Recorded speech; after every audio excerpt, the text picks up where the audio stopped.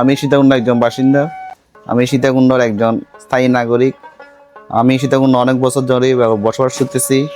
সীতাকুণ্ড আমি মাদক মুক্ত, সন্ত্রাস মুক্ত এমন একটি সীতাকুণ্ড পরিবেশ চাই, যেন কোনো ছেলে কোনো নেশা করতে না পারে, কোনো মা বোনের কোনো ইজ্জতহানি হতে না পারে, কোনো পর্যটক আসলে যেন তাদের কোনো সমস্যা হতে না পারে।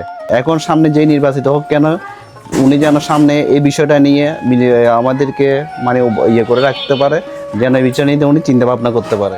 আসসালামু আলাইকুম, আমি সামির। আমি সীতাকুণ্ড ডিগ্রি কলেজের বিবিএ সেকেন্ড ইয়ারের একজন স্টুডেন্ট।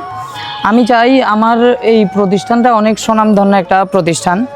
সো বেসিক্যালি এখানে আমাদের সীতাকুণ্ডতে তেমন কোনো কলেজ নাই, শুধুমাত্র দুইটাই কলেজ আছে। একটা মহিলা কলেজ সরকারি, আরেকটা হলো আপনার আমাদের ডিগ্রি কলেজই, যেটা বেসরকারি। তবে আমাদের সীতাকুণ্ডর মানুষের চাওয়া পাওয়া যে এই বেসরকারি ডিগ্রি কলেজটা সরকারিকরণ হোক, কারণ এখানে অনেক স্টুডেন্ট পড়তে আসে যাদের অনেকেই দরিদ্র অথচ মেধাবী।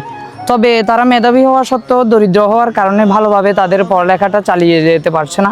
আমি আরও চাই আমার এই প্রতিষ্ঠানটা, অনেক দুর্নীতি দেখা যাচ্ছে এখন, এই দুর্নীতি মুক্ত হোক আর পড়ালেখার মানটা আরও উন্নয়ন করা প্রয়োজন। আমি চাই সামনে যেই বা নির্বাচিত হোক, আমাদের সীতাকুণ্ড 4 আসনের দায়িত্ব আসুক, সেই আমাদের এই প্রতিষ্ঠানের দায়িত্ব নিক এবং প্রতিষ্ঠানের মানটা উন্নয়ন করুক। আমি এটাই চাই। ধন্যবাদ। আমি সীতাকুণ্ড ডিগ্রি কলেজের অনার্স সেকেন্ড ইয়ার অ্যাকাউন্টিং ডিপার্টমেন্টের একজন স্টুডেন্ট। আমি এখানে ইন্টার লাইফেও পড়াশোনা করছি।